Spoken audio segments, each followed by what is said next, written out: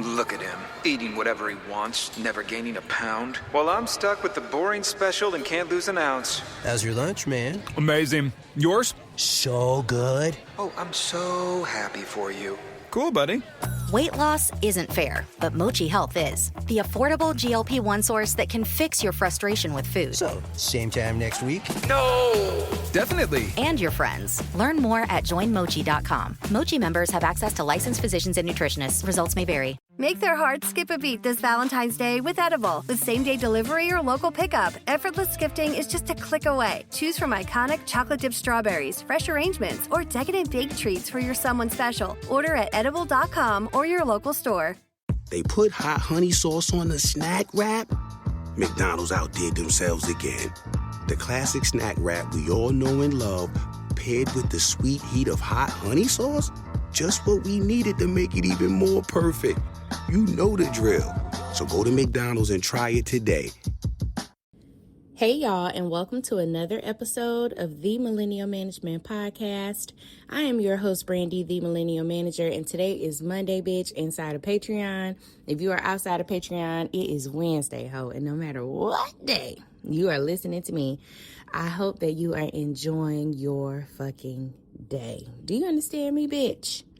Thank you very much. Now, today's episode is going to focus on being unmotivated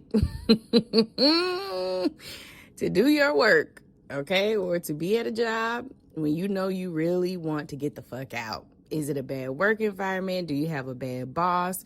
It's like a way to survive until you can get out, because we know that jobs are not just readily available today, okay? We know that you have to take a break in job searching because it may not be fruitful. You're spending a lot of time. You're kind of hitting a lot of brick walls. And so it might be best to kind of stay in the situation that you're in, but it's like, how do I stay motivated in this bad situation? And that's what we're going to talk about today, because that's a reality. Shit, a lot of people are in jobs because I need this job to survive, okay? Or I need this job because of my resume. Like, I have to hold on to this job. I have to hold on to the position. You cannot just quit this fucking job. It doesn't make sense to do that. So I want to talk about a few ways that you could stay motivated in a bad situation, and how you can really turn that into your favor, whether you're looking to start your own business or whether you're looking to the next opportunity comes along. You have to stay motivated in the meantime. Okay, bitch, we got to stay focused. Now for Patreon, of course, they are listening to this episode early. If you would like your episodes early, you got to go to Patreon. It's $6 a month. We go live twice a month, and I had to change our live from this weekend, and we're going to be doing our live on Friday night. So I had to change that because I had a lot going on here at this home front, but I had to change our live to this Friday night. So we're going to be going live at 8:45 on Friday night. And it's just a quick live. We're going to be talking about shit at work. We're going to summarize some of these episodes. Also, if anyone has any questions about some of the things that we discussed, that's where we're going to be talking about it, okay? So you need to figure out your why. We're going into our episode. We need to figure out the why, okay? Why the fuck are we doing this? Why are we working this job? Is it just until we find another position, or maybe is it just until we get our business off the ground? What is it, right? Does this job come with a lot of benefits, okay? But it's not necessarily work that you are passionate about. It may have been when you started, but now you're in this place where your focus is elsewhere. So you have to be able to figure out your why, okay? Why am I doing this? I am doing this because it financially makes sense right now. Or I'm doing this because I know that, another opportunity is coming up, but I have to keep this job on my fucking resume, okay? I have to say that I'm working here. I have to say that I'm doing this, especially if you are in a leadership position, okay? So figure out your why. If you cannot be motivated by the company's mission, like their entire organization is just not motivating at all, you need to be motivated by your own shit, okay? That check, hallelujah. Remind yourself that you need these funds, okay? You need these funds in order for you to fund whatever you need outside of this job. A couple months ago, I was talking about using your job as a passion or as a funding mechanism for your actual passion. And that's something that I got from Kev on Stage. And I'm not going to take credit for that because I was actually going through a time period where I'm like, what the fuck? Why am I still going to work? And I want to do speaking engagements and I want to do all this stuff. And he went on The Breakfast Club, I believe. This is like before his book came out. And he kind of read me for filth.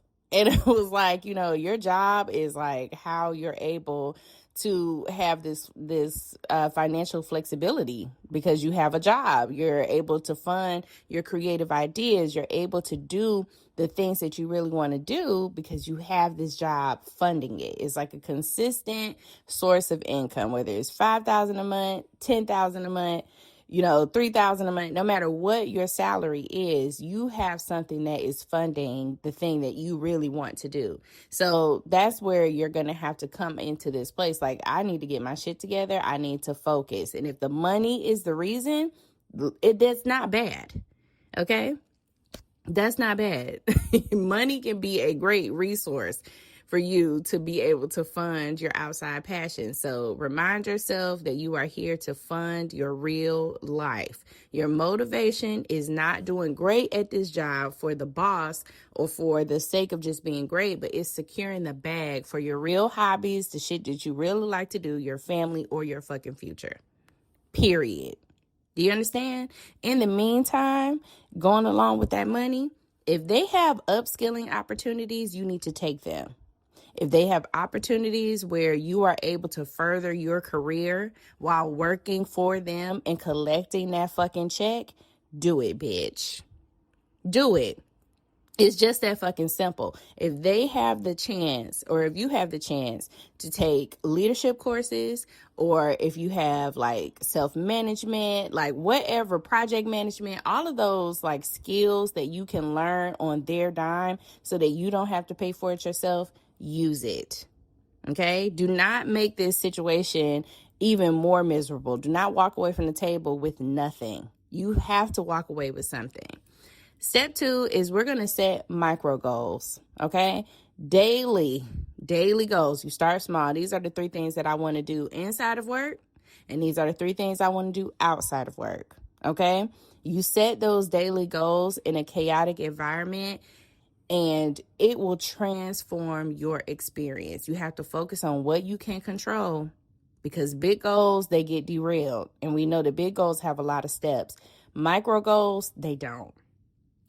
It's just very simple, right? You don't have all these different steps that come with micro goals. Most of them are 1 to 2, maybe 1 to 3. And it's something that you can do every single day. And you just set that up for yourself. Those daily 3 goals, you choose 3 small ones. They're achievable tasks. Once they're done, you give yourself permission to like coast for the rest of the day. Okay, at least mentally. Step 3, create a workplace identity.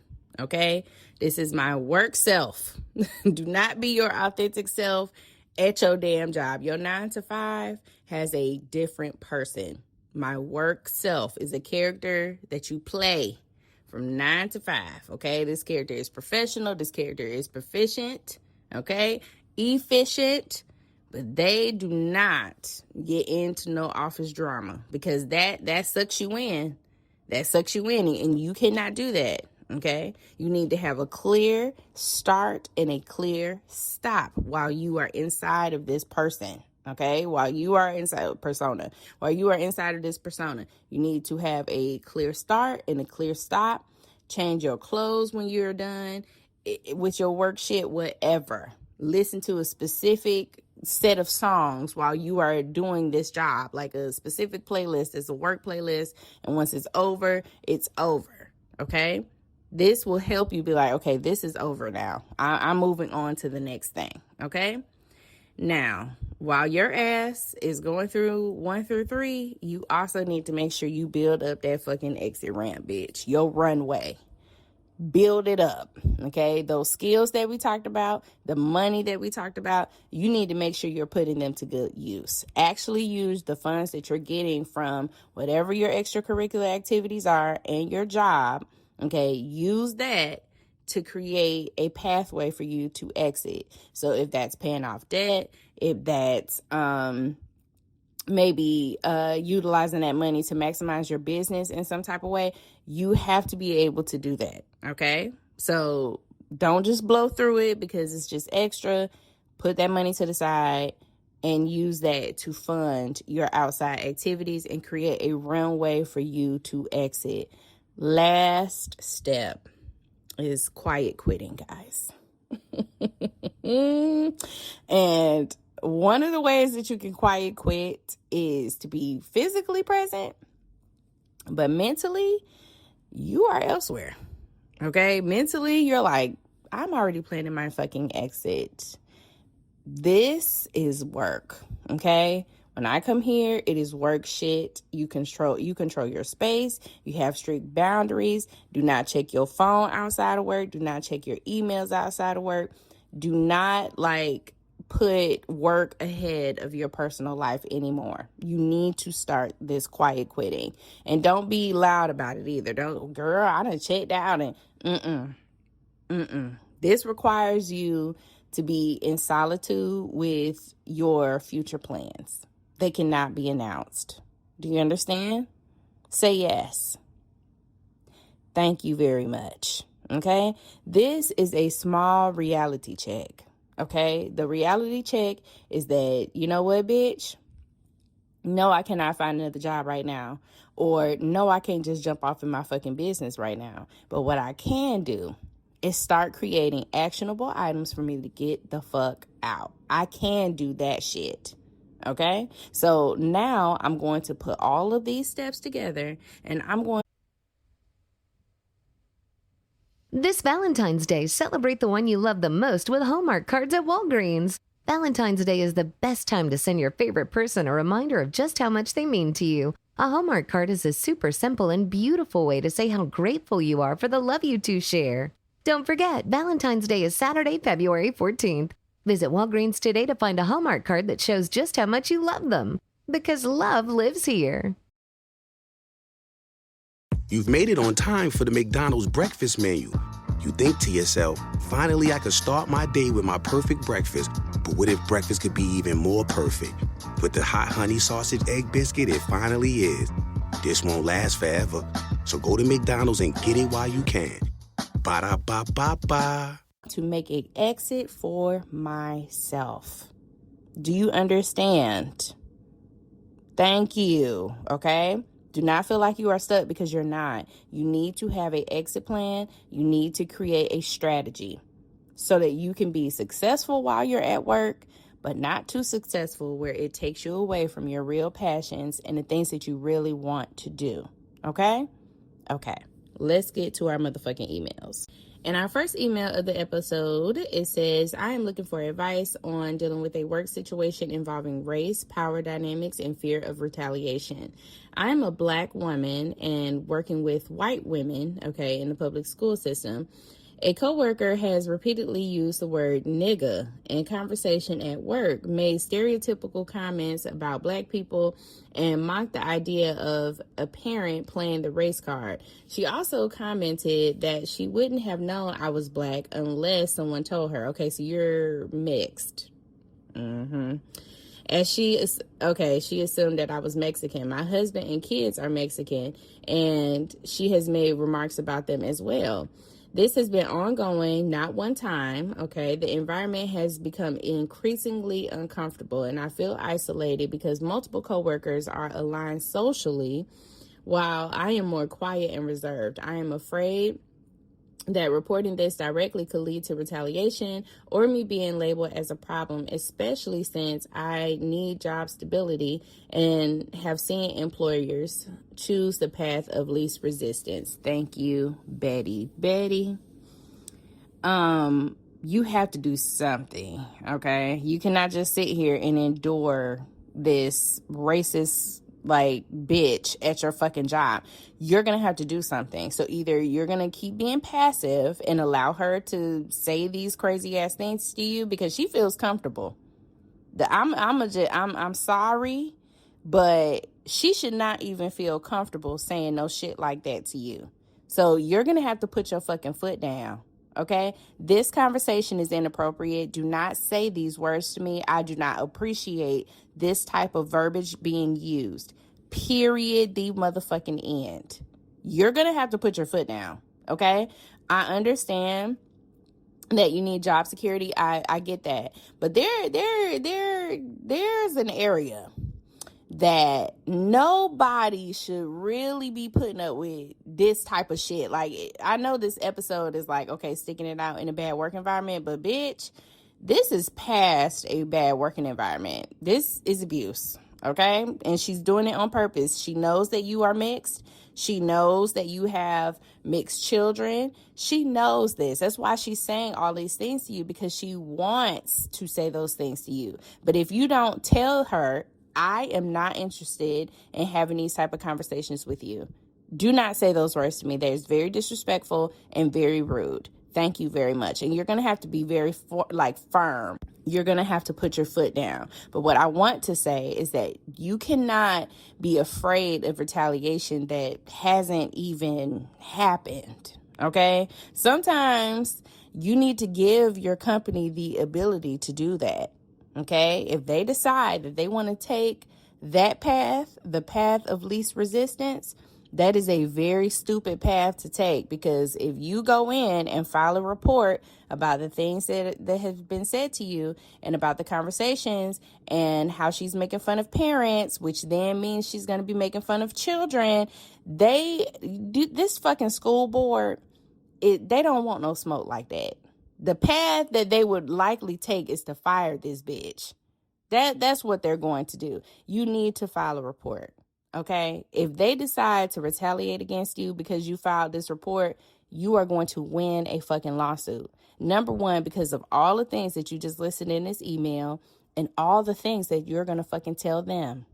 And you need to put your foot down with this bitch, okay? I understand, guys, that we can be more quiet and more reserved, but nobody should ever feel comfortable disrespecting you. There's no quiet demeanor, no reserved existence that requires you to be fucking disrespected. Okay? Okay. All right. And our next email says, hello, I value your advice. Okay, let's see what's going on. I got pulled aside today in a meeting with the manager because 2 coworkers wrote her an email saying that me and my providers talking is delaying them. I asked for specific situations or times where I've delayed them from doing their job, and she said that it wasn't provided to her. So I'm a nurse trying to care for my patients, and I do my nursing assessment or my nurse assessment and deliver information to the doctor. But in order to do that, there has to be talking. Me and my provider need to communicate to run the clinic daily. My coworkers have complained that the doctor doesn't open up to them and they don't know anything about him personally, and they want to talk about movies and hobbies, but since that is not required, they are hurt that me and the provider are close in communication as we have to be to manage patient care. I don't know any personal things about my provider's hobbies or personal life. How do I manage to continue to trust my coworkers and collaborate with them when they are attacking my nursing responsibilities and telling me how I should be a nurse, and shorten and minimize conversation with the provider? Girl, fuck them motherfucking people. Fuck them. And I really hate that your manager decided to bring this to you without any real documentation that shows specific times and moments where your job has been hindered. Like, you have not been able to do your work because of XYZ. See, before you go to HR, you need to have some shit laid out. And I'm not talking about for people who actually have a situation. I'm talking about liars like your fucking coworkers. You need to have clear documented instances that support your claim. If you don't, it's just fucking riffraff. It's a fucking stupid ass conversation that means nothing. It means nothing. If you do not have any evidence to support what you're saying, it means nothing. And I wish more people knew about that. Like, you can complain, but you better have some clear laid out moments that show exactly what the fuck you're talking about. Otherwise, this is just a fucking piece of paper with you writing on it, and it means nothing and it does nothing. You are not doing anything wrong. No, I would not trust them, because that is a fucking petty ass reason to try to file a report or a claim, or, you know, just like because you want to know more things about this person personally. So what? Why do you need to know anything personal about this man unless y'all trying to fuck him? Like, what? It doesn't make any sense. Why do you need to know these personal things about a colleague? It's not necessary. It's not important for you to do your job. Also, you don't know anything personal about this man. Y'all just talk about patients. You talk about patient care. And in order for you to be able to discuss patient care, y'all have to talk. He can't just read your notes. There are some things that have to be spoken, like directly, because it's just quicker, especially if you're having to notate and put things into a patient's chart. It's quicker to communicate that and document that the doctor has been notified of XYZ. So I would not do anything differently. I would not intermingle with them little heifers. I don't know what type of game they playing, but it just seems like this is a very petty, immature thing, and you cannot trust them going forward. Okay, keep your conversations to a minimum with them. Okay, continue to do your job, because the doctor has not complained. He has not filed a complaint about you. He has not said anything about you regarding your work ethic or the communication that you two are having. This is a petty ass complaint from two jealous ass little bitches at your job. And you need to treat it just like that. You go to work, continue to do your job, and do not be moved by them because they are immature. Okay? Okay. That is going to be all for today's episode. Again, remember, we're going to be going live this Friday. Okay? Friday night at 8:45, we're going to be going live. And it's just a quick live to summarize this week's topics. And also, if you have questions, you can send them over on Patreon, okay? I cannot check Patreon every day, but I do log in to see whether or not it's some questions in there before I come with content. So if you have a question in particular that you would like to ask, you can send it over to Patreon, or you can send that over to the THEE Mill, MILL, managementpod@gmail.com. And I will see y'all asses later. Y'all have a good ass day. Bye. If you like the show, please take a moment to rate, review, and subscribe. It really does help the show to grow. Thank you for listening.